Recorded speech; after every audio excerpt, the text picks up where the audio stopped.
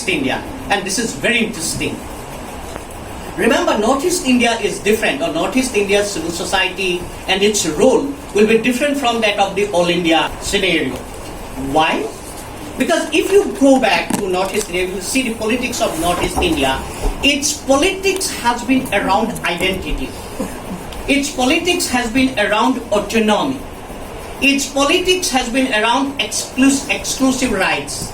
Its politics has been around ILP, inner-line permit. Its politics has been about controlling our own resources. Its politics has been about giving recognition to customary laws. For example, when the Nagaland was created in 1963, the constitution was amended and Article 371A was added to it. And what is that article all about? Giving recognition to the role of customary laws. Therefore, the whole set of political demands that we have witnessed in Northeast India will be different from that of the demands which came out. Those were also there in All India scenario, but fundamentally different from that of Northeast India. In Northeast India, as I have said, that civil society in Northeast India, the demands were, for example, autonomy, language rights, cultural rights, identity, to an extent federalism, autonomous councils, ILP, inner-line permit system, and so on and so forth. And presently, NRC.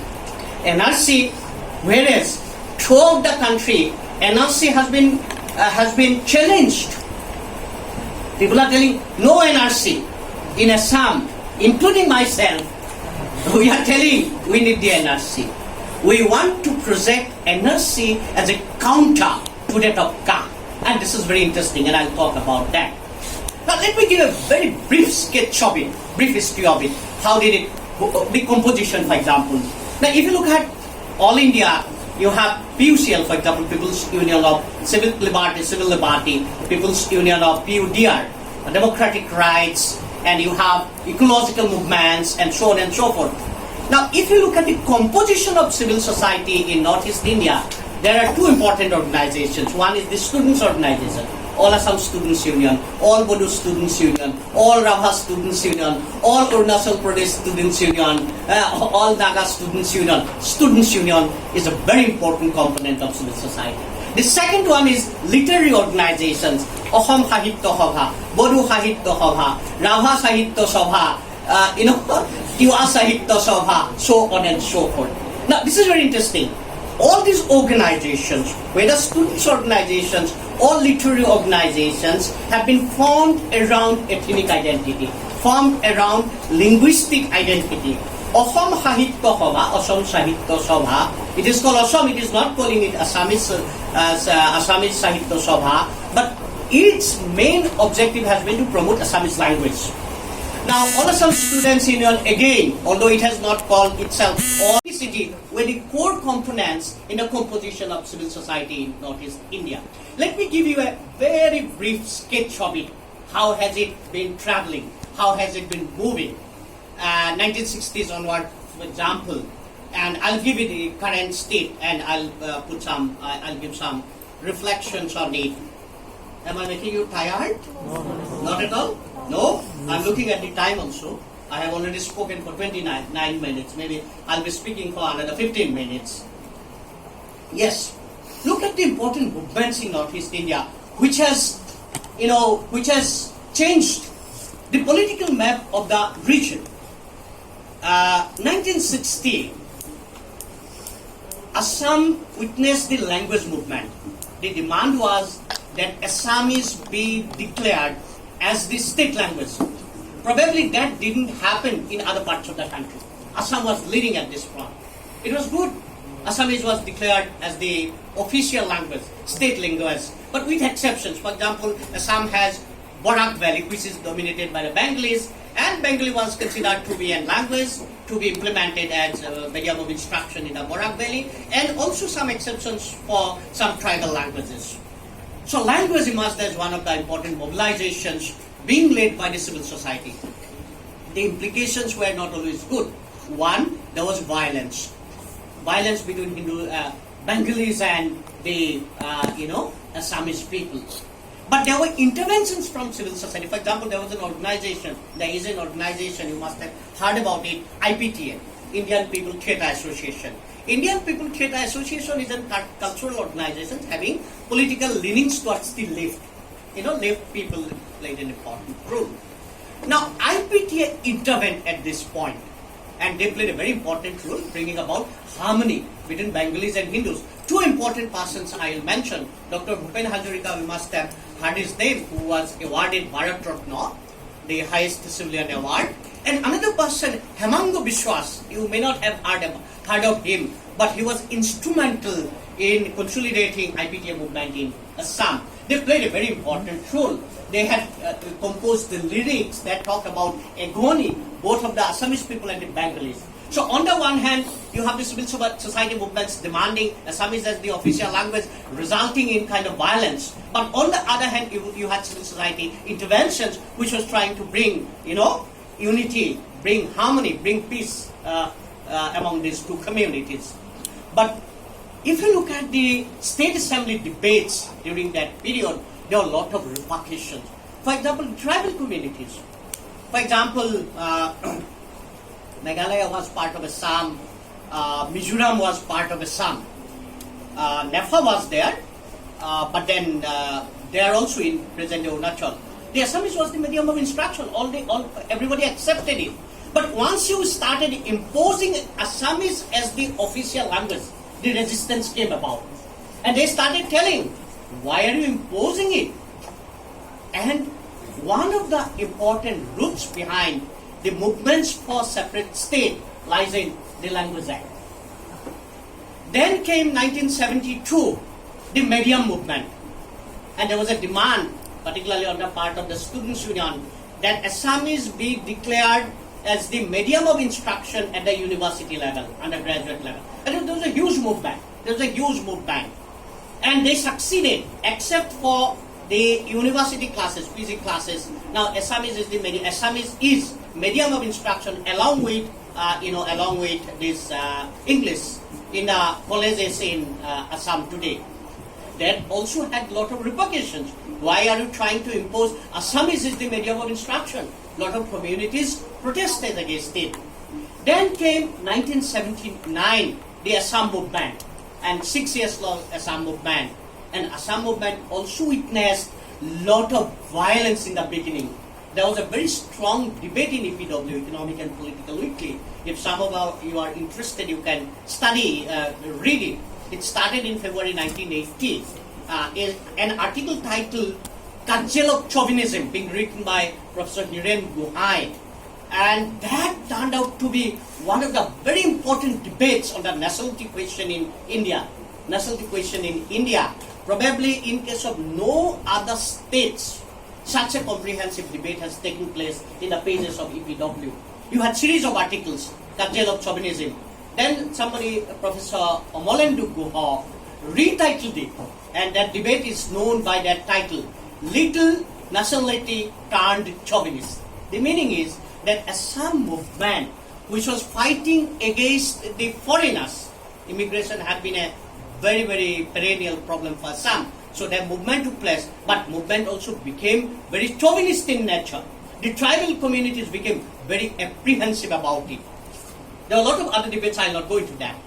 So the civil society, which was taking an important role, both Hodo Assam Chatra Sangha, All Assam Students' Union, Assam Sahitya Sabha, Assam Literary Association, or whatever you call it, it also had very, very chauvinist tendencies in the beginning.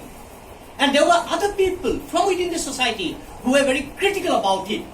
For example, Hiren Guhai who is one of the very prominent intellectuals from the region, part of the country as a whole, started criticizing it. And he was beaten on the street. He came up with a handwritten magazine called Kolakar, critiquing the movement. And it was a very troubled time. Left people who were being targeted. There was a slogan, CPM, CPI, do you dalal tokai bhai. The CPM, CPI, both are dalals, brothers, So many other things happened. But then in 1985, the Assam Accord was signed, and there was a consensus. And when I talk about NRC, I'll talk about that. Then Alpha came about. Alpha became very strong from late United Liberation Front. You must have heard about Alpha. You know, this is very interesting. When Alpha came, it's an insurgent organization, and you have the state. You have the state and the insurgency, and none of them respect the individual rights. You know, you have to fall in line either of the state or of Alpha. You know, so you do not have a scope of civil society there. Civil society, in a way, was completely suppressed. We had president's role and lot of operations known as Operation Bajrang, Operation Rhino. You know, military being will be spread around, lot of violence. You have the violence from the end of the insurgent organizations. Insurgent organizations also got divided, and it had its own implications. You know, it created an enormous, situation, not having an atmosphere where civil society can play a role. However, subsequently, when Alpha became weak due to the fragmentation within themselves, a lot of initiatives were being undertaken by the civil society forces. There was an organization came up called PCG, People's Consultative Group, who started negotiation with the center government for resolving the problem of Alpha in Assam. Then came about Sonnmilito Jatiyo Abhibarton, which indeed set the agenda for dialogues with the government of India, and that dialogue is now on. So you have all these things, and I'll come to the later part of it. Parallelly, what happened, you know, ethnic movements became very strong. Bodoland, for example, you must have heard about the Bodo movement, one of the important tribal communities in Assam. Now they demanded divide Assam 50-50. And it was a strong movement. I was studying in college, in Cotton College, the oldest college in Assam. I was doing my graduation, and we had the troubled days. I remember in 1988, I came to the college. I passed my 10th standard and came to the college. And only in 1988, 31st December was celebrated. We came, after 12, we came out on the street, we were greeting each other. And that happened only in 1988. 1989 onward, there was a band call on the Independence Day, on the Republic Day. You cannot go out. There will be bomb blast everywhere. You cannot go to the marketplace. Ethnic movements came up, Bodo movement particularly, they were demanding separate Assam 50-50 and so on and so forth. And it has passed through different phases of negotiation. In 1993 there was an agreement, in 2003 there was an agreement, and so now in 2019 also, 2020 also there was an agreement. What happened in the whole process, the right of exclusive rights. Bodoland is for the Bodus. Assam is for Assamese. Rava territory is for Ravas. Drawing boundaries became very, very important. It is in this context I remember the theorization by Professor Manoranjan Mohanty. I think you have heard of Professor Manoranjan Mohanty, who is one of the very prominent political scientists of our time. I was his student. Indeed, I wrote my dissertation under his supervision. We invited him to deliver a lecture in the centenary celebration, March centenary celebration of one of the prominent political leaders of Assam called Bimbor Deuri. And his lecture was on creative self versus obsessive self. And this is a very interesting articulation. He said, with the onset of ethnic mobilizations, we see a new phase of democratization. These communities who have been suppressed, whose rights have been suppressed, whose concerns have not been taken into account, now with the onset of these ethnic mobilizations, you see a fresh lease of democracy, democratic life. They are demanding their rights, they are demanding autonomy, they are demanding democratization, which is good. But at the same time, they have also become very obsessive. I know only myself. This particular stage is meant for me, and I will not allow her to come here and occupy this space. I have drawn my boundary. So on the one hand, these movements have contributed towards the process of democratization because they have demanded autonomy.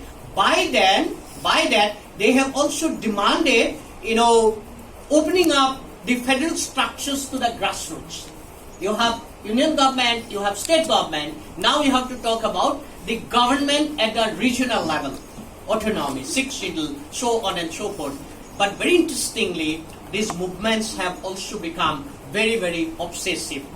I have an articulation here. I call that, for example, think of myself and three of them. Three of us are very, very, we know. She belongs to a different community, he belongs to a different community, he belongs to a different community, I also belong to a different community. But all four of us are being suppressed. I'm not being given right to land, they are also not being given right to land or right to so many things. Therefore, all of we demanded, all of we thought at one point of time it is good that all of us should go on to the street and demand that our rights be given. In the process, what the state has done, that state has co-opted me. Said that, all right, you are a bigger entity, I'll give you the rights, but do not go along with them. Then I started thinking, oh, they are not my friends. They are not co-strugglers. They are co-enemies. So co-strugglers got transformed into co-enemies. And that's happening in a big way. I have started thinking, this is my exclusive domain. I'll not allow you to come here. Why should you come here? But when I launched the movement, they were my comrades in arms. They also said, oh, what Professor Doctor is telling is the right thing. His rights should be taken care of. But when my right has been taken care of, I say, who are you? Getting it? So it becomes exclusionary in nature. It becomes exclusionary in nature, and therefore the movements, civil society movements, which otherwise is thought to be democratization, democratic in nature, because they have talked about autonomy, they have talked about federalism, they have talked about giving right to resources. They have started telling that we have a different arrangement of land ownership. That has to be recognized. My ownership of land is different from your ownership of land. So recognize it. Customary laws being recognized. These are good things. Therefore, on the one hand, it has opened up new avenues of democracy, new horizons of democracy, new way of thinking democracy. But on the other hand, it has also drawn its own boundaries, closures. And that's the interesting part. Therefore, you cannot take civil society granted. Civil society has an important role towards democratization, but you cannot take civil society granted. You can have, look at, for example, in 2013, 2003, BTAD, Boru Territorial Area Districts were formed. The sixth schedule, you must have heard of it, that was meant only for the hill tribes in Northeast India. Now that has been extended to the plain tribes, the Bodus. Now, they have been given a territory that is called BTAD, Boru Territorial Area Districts. But if you look at the composition of demographic composition, the Bodu people constitutes around 23 to 27% maybe. And remaining 73% are non-Bodus. But political rights are in the hands of the Bodus. And there is a sense of exclusion among the non-Bodus. So in BTAD, therefore, you have a situation where it is minority hegemony. It is a minority hegemony. Getting it? This is very interesting. I have asked one of my research scholars to work on it, ethnicity and minority hegemony. Ethnicity apparently is a community as a whole and they claim for territory, but it also may emerge to be the, emerge to be a minority hegemony. So this is the overall situation. 21st century we saw or we witnessed some radical transformation of civil society in Northeast India, particularly in Assam. And this has to do with some of the organizations which came up. And this is very interesting. 2005 it was established and it had, now talking about KMSS is also a very difficult thing. All leaders are in the jail because they consolidated the anti-cab and anti-cup movement very strongly. The most important leader of the organization, Akhil Gogoi, who was awarded one of the youth leaders of the nation by CNN IBN when Rajdeep Sardesai was its editor-in-chief.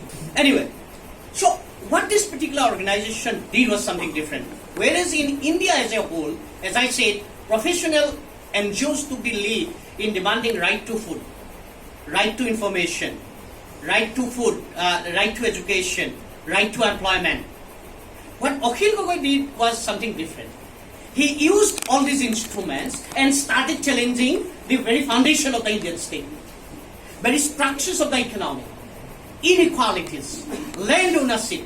One of the important movements that it led was the right to land, right of the forest dwellers, So used right to information, and he was known as an RTI activist, and started challenging, see, the state which has given us right to information doesn't want to give the information to us. Getting it? It has its own structural hindrances and inequities and so on and so forth. On the question of land and resources, the movement was very strong. It also challenged the construction of river dams. It has Northeast is considered to be the powerhouse for India, thinking in terms of generating more than 70,000 megawatt electricity. Now it has been challenged. Lower Subansiri hydropower project, which wants to generate around 2,000 megawatt electricity, that has been challenged. So this movement, when came to the forefront, the nature of the civil society became a bit different, because they were basically a Krishak, peasant. And for the first time in so many years, we saw the peasants, farmers, coming to the capital, demanding their rights,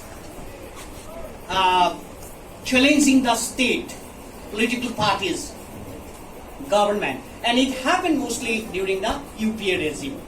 Now, during UPA regime, as I said, all these progressive things were also happening. But this particular organization was not very happy with that. They said that you have given us the apparatuses, but unless and until you change the very character of the state, nothing is going to happen. Therefore, you have different phases. Then, and I'll sum up. I'm telling you, I'm assuring you that I'll sum up now. Let me reflect on the NRC and CA. NRC and CA. Otherwise, my presentation will not be complete. What is this NRC and CA? NRC, today we hear about everybody telling no NRC, no CA, no NPR, no CA. In Assam, situation is different. We are demanding NRC for us, no CA, no CAP. It's a very interesting situation. Why does it happen? We need to understand. And civil society plays a very important role. If I am a humanist, for example, and I am looking from outside, and I see that human rights are being violated, even of a single person, I become very loud. I tell, what are you doing? You are violating the human rights. But if I am there and negotiating with the people, I might have a different perspective. I wrote 2 pieces in EPW, just after publication of NRC in 2018, also in December 2019, and I was trying to point out this. That when you talk about NRC, you have a perspective, you have a pan-Indian perspective, and you have a perspective from Northeast India, and for that matter, Assam. There are a lot of limitations, but despite the fact, there are some very substantive positive thing about NRC. The NRC is not being imposed by the government. Remember, this is the most interesting part. In case of All India NRC, when Amit Shah was talking about, they tried to impose it. It's a government imposition. In Assam, NRC was a demand of the people. How has it come about? Because it is the legacy, or it is the outcome of the Assam Accord. Now, Assam Movement I talked about, a lot of violence and other things, but once Assam Accord was signed, then there was a consensus. Now, NRC for Assam has also become like this, that NRC cannot solve all the problems. It cannot take care of the human rights of everybody. But there is a bigger consensus. Immigration is taking place. You have an accord in 1985 taking 1971 as the cut-off date, and it was decided by the government. Now for last so many years, 1985 to 2020, 35 years, Assam has been demanding that implement it. Government didn't implement, and therefore the NRC came. And NRC brought about a kind of consensus where the left, the nationalist organizations, the students organizations, the tribal organizations, including pre-1971 immigrant population, they have also given a consensus. For example, I came before 1971. Now some people came after 1971. Now because some people came after 1971, therefore you club me with them, and I want to come out of it. Therefore I would like, if there is an instrument which can bring a differentiation between pre-1971 and post-1971. And that exactly happened in Assam. Now NRC also is a problem now because it has 1.9 million, 19 lakh people who haven't got entry into the registry. But who are those people? That needs to be questioned.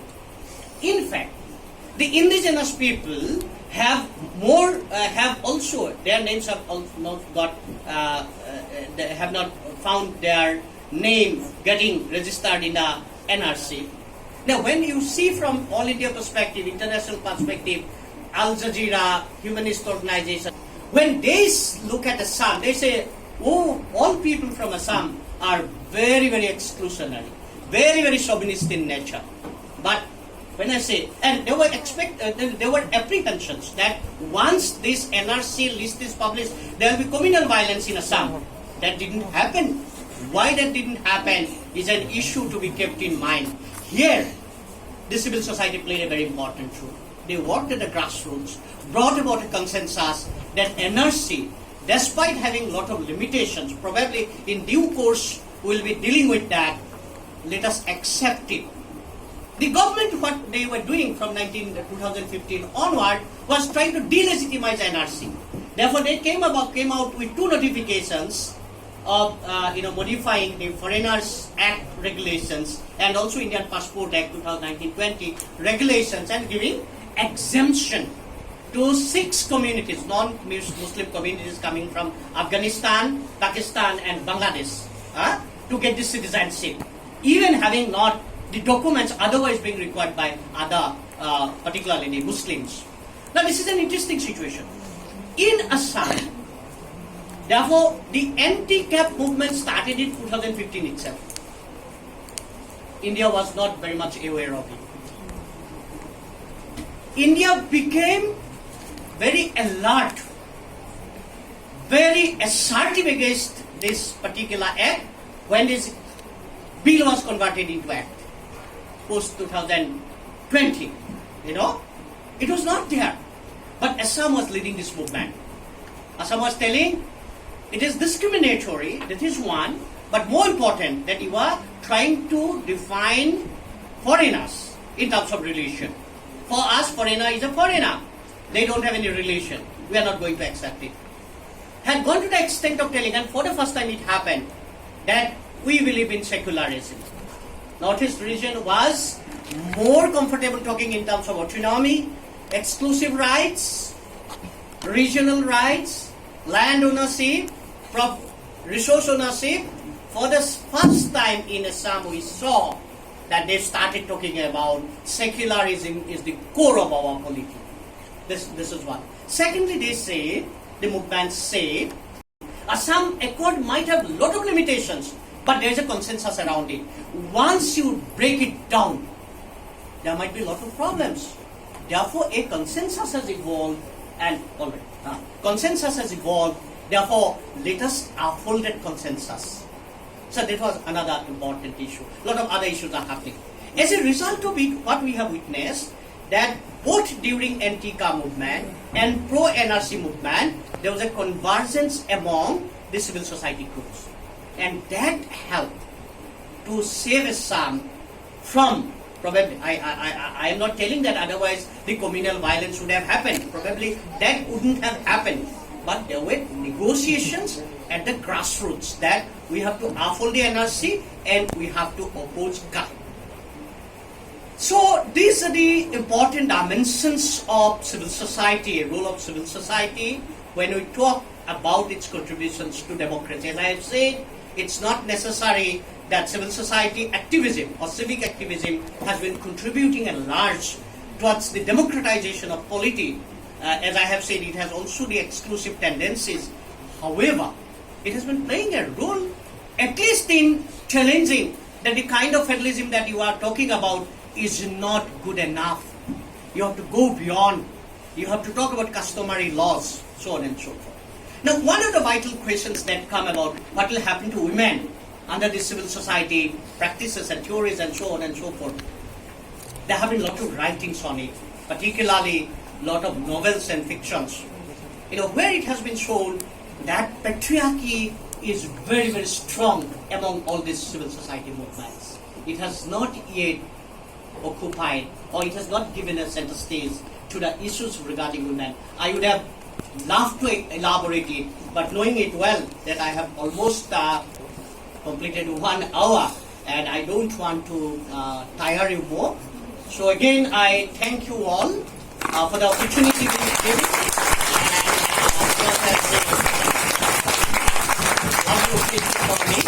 And I'm grateful to my good friend Ravi and all the faculty members of the Department of Political Science of this college, and to my dear students. Thank you very much.